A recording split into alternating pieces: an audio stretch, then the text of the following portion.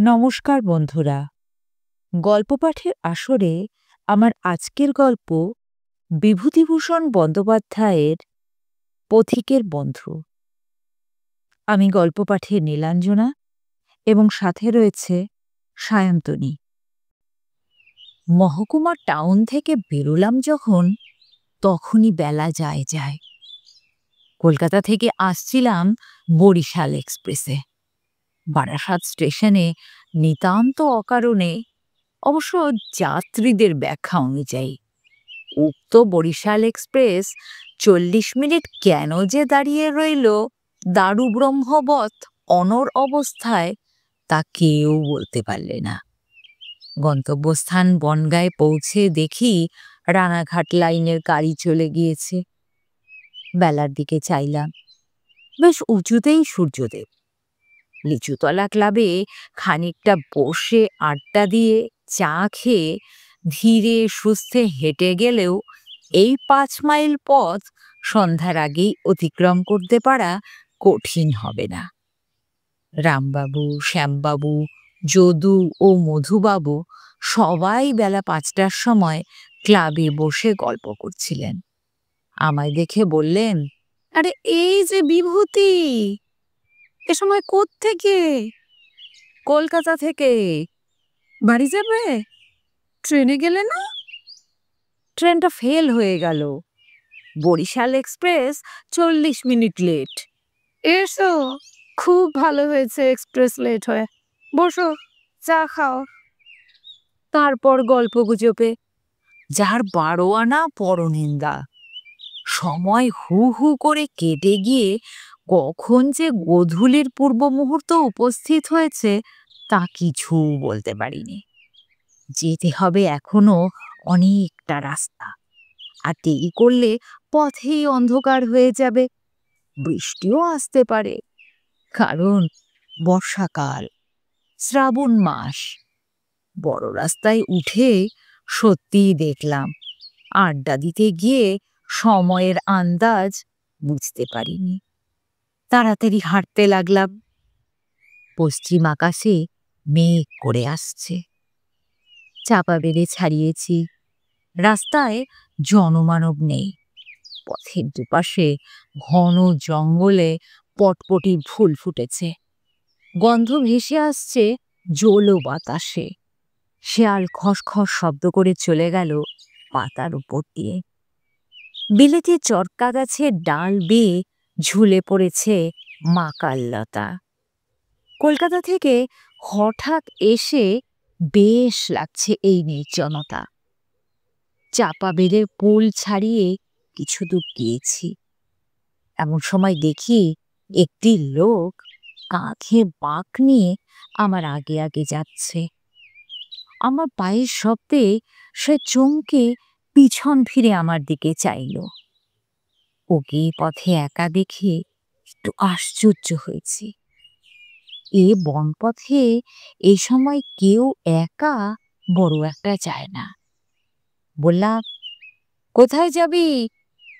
আগে গোপালনগরে। বাকে কি আছে রে? দই আছে বাবু। এত দই কি হবে? নিবারণ ময়রার বাড়ি ময়না আছে, তিনাদের বাড়ি আজ খাওন দাওন হবে। তোদের বাড়ি কোথায়? দই আনছিস কোথা থেকে? আগে বিনা পোল থেকে। বলিস কি রে, এই 10 মাইল দূর থেকে দই আনছিস? তা এত দেরি করে ফেললি কেন? লোকটার কণ্ঠস্বরে মনে হয়েছিল ও আমাকে সঙ্গী হিসেবে পেয়ে বাঁচল এই সন্ধেবেলা।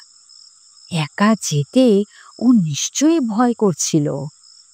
আমার প্রশ্নের উত্তরে সে গল্প জুড়ে দিলে কেন তার দেরি হলো এই দই নিয়ে রওনা হতে।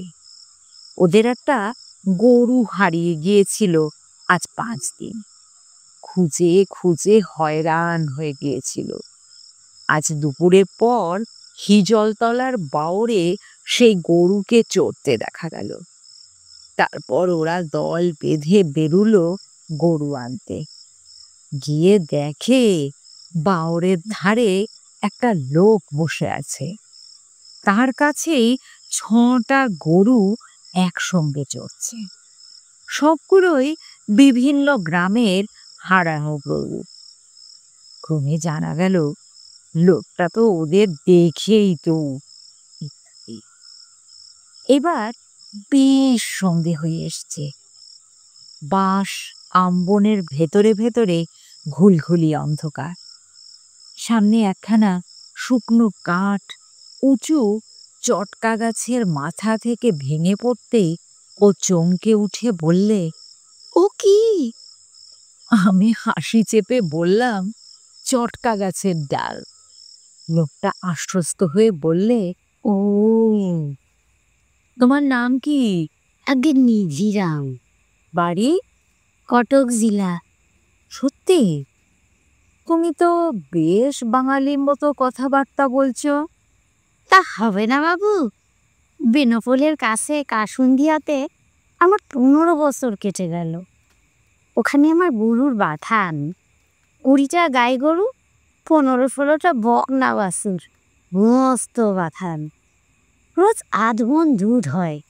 এরে বাছুর আমরা রাখিনি, শুধু বকনা বাছুর রেখে দিই। এরে বিক্রি করে ফেলি বাবু। লোকটা একটু বেশি বকে।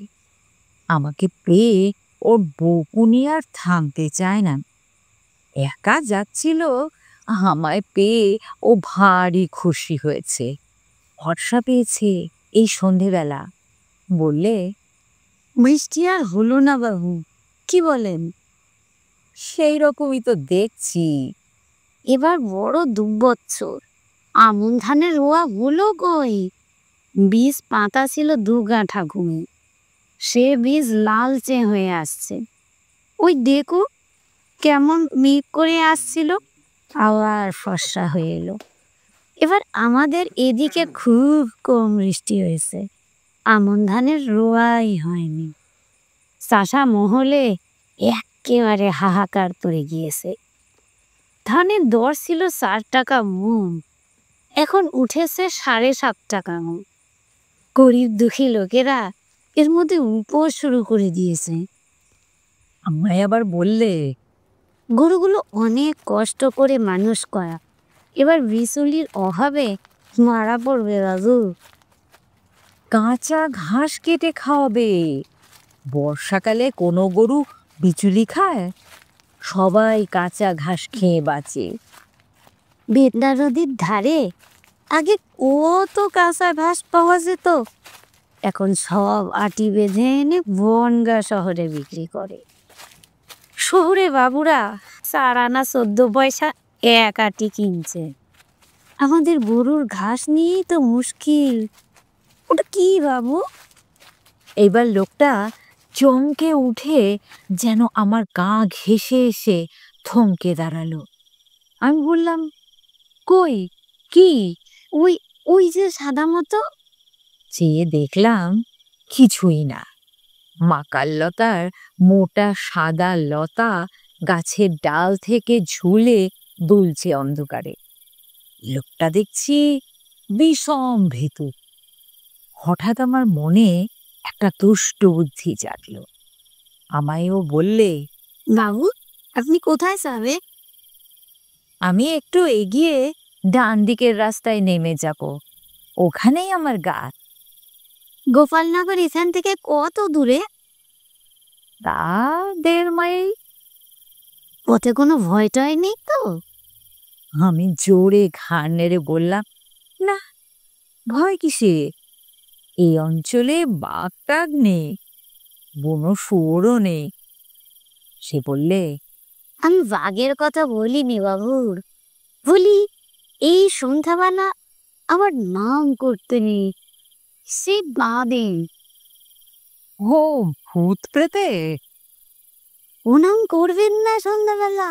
রাম রাম রাম রাম রাম রাম। ও নাম কি করতে আসে এ সময়? রাম রাম রাম রাম। আমি অতি কষ্টে হাসি চেপে বললাম, ও, বুঝেছি। তবে একটা কথা, যখন তুমি বিদেশি লোক, তখন তোমাকে সব খুলে বলাই ভালো। তা কি বাবু? দাঁড়াও এখানে, আমি তো এখনই নেমে যাব। তুমি একা যাচ্ছ, এতটা পথ, অন্ধকারে, পথে জনপ্রাণী নেই। আমার বর্ণনার বহর শুনে লোকটা আরো আমার দিকে ঘেঁষে দাঁড়ায়। আমার মুখের দিকে হাঁ করে চেয়ে বললে, তারপর বাবু? তারপর আর কি? তোমাকে বলা আমার উচিত নয়, কিন্তু যখন জিজ্ঞেস করলে তখন না বলাটাও তো ঠিক না, বিশেষ করে যখন একা যাচ্ছ। সন্ধে, নেই লোক। ওই যে একটা সাঁকো আছে রাস্তার ওপর, বনের পাশে, ওই সাঁকোটা বড্ড খারাপ জায়গা। কেন বাবু? ওই জায়গাটাতে ভূত, মানে ওরা সব আছেন কিনা। পাশে যে বড় বাগান, ওটার নাম গয়ালদরের আম বাগান। বড্ড খারাপ জায়গা। অনেকদিন আগে, তখন আমি ছেলে মানুষ, একবার একজন এই তোমার মতোই বিদেশি লোক একা যাচ্ছিল গোপালনগরে সন্ধ্যের পর। তার পরদিন সকালবেলায় দেখা গেল কিসে তার ঘাড়টা ভেঙে মেরে ফেলে রেখেছে সাঁকোর তলায়। এ আমার নিজের চোখে দেখা। কথাটা তোমায় বলা উচিত নয়, তবে যখন জিজ্ঞেস করলে তখন চেপে রাখাও তো উচিত নয়। একটা বিপদ হতে দেরি লাগে না, তখন তুমি বলতে পারো, বাবু, আপনি জেনে শুনেও আমায় বলেননি কেন? সন্ধ্যের পর কেউ ও পথে যায় না, প্রাণ হাতে করে যেতে হয়। আজ বছর 2 আগে এক রাখাল ছোড়া দিন দুপুরে অজ্ঞান হয়ে পড়েছিল সাঁকোর তলায়। যাক, সে তুমি রাম রাম বলতে বলতে চলে যেও, কোনো ভয় নেই। বাবু, আপনি কি নেমে যাবেন?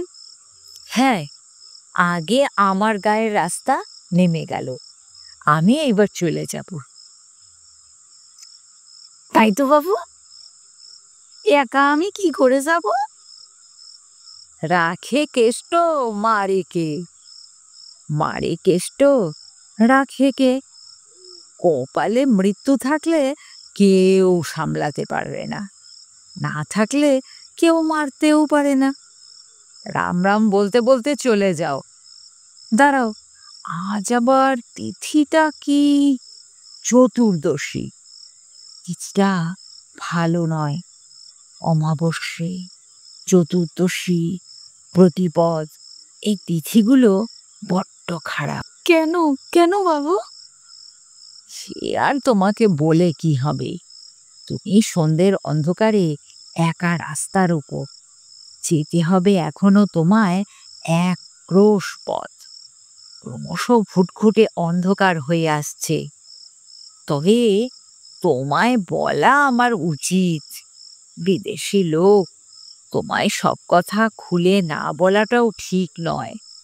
একটা বিপদ হতে কতক্ষণ, তখন তুমি আমায় দোষ দিতে পারো।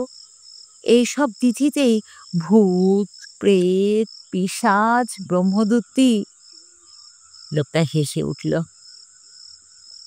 রাম রাম রাম নাম, ওসব নাম করবেন না বাবু। মানে ওরা সব বার হয়ে থাকেন কি না? তাই নাকি? তবে তো আবার কি জানো, এই চতুর্দশী তিথিতে গলায় দড়ি দিয়ে অপমৃত্যু ঘটেছে এমন ভূতেরা বার হয়।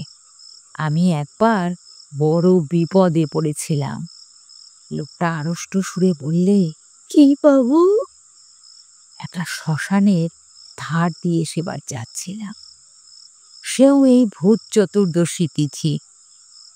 দেখি যে অন্ধকারে গাছের ডাল থেকে কি একটা যেন ঝুলছে। কাছে গিয়ে দেখি একটা মেয়ে মানুষ গলায় দড়ি দিয়ে ঝুলছে আর হি হি করে হাসছে। লোকটা আঁতকে উঠে বললে, কি সর্বনাশ! যাক, ওই আমার রাস্তা নেমে গেল। আমি চললাম এবার।